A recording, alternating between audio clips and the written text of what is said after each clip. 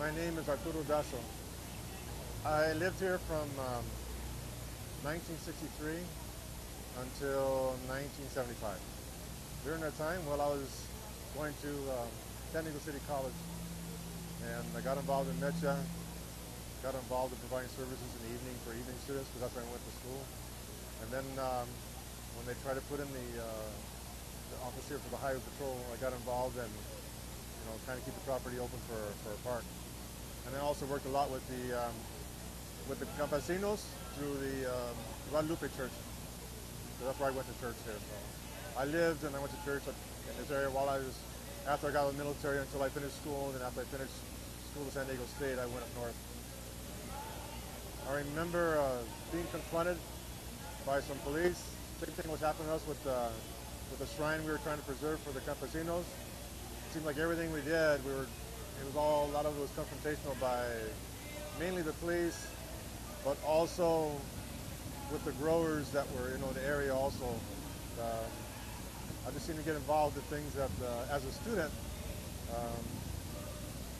that we felt strongly about and we believed in, but they tried their best to try to disperse us or get us out of the way.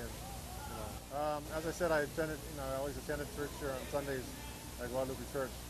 And with Father Rasura, Father Brown, I got involved with assisting the campesinos. And my involvement started just helping out, like collecting food and clothing like that. And it ended up I would actually, through our organization of Metro, we would organize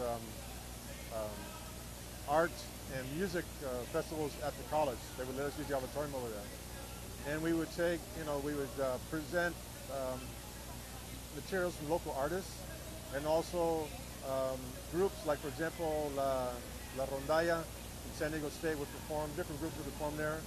And the money that we made, we would actually donate it to, assisting the campesinos, trying to help them out, with purchasing food and type of thing like that. The same thing occurs now, present day. They never really came in and talked to the people actually affected.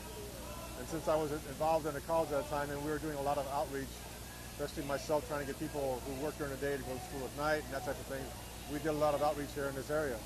And nobody was ever consulted, about how they're going to use the property. None of that was ever done. It was just, we're just going to go ahead and do it.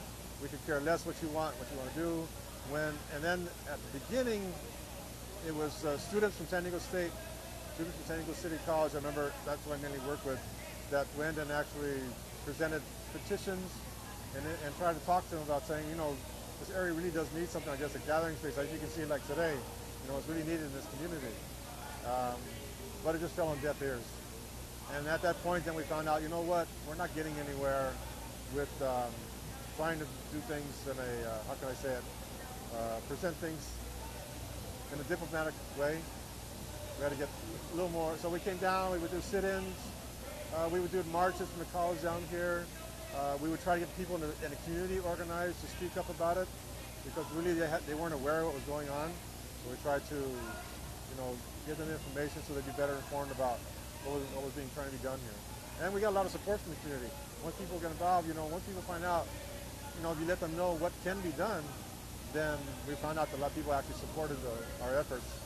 And as you can see, it worked out. And I understand there's something, I've been away from the community for a while.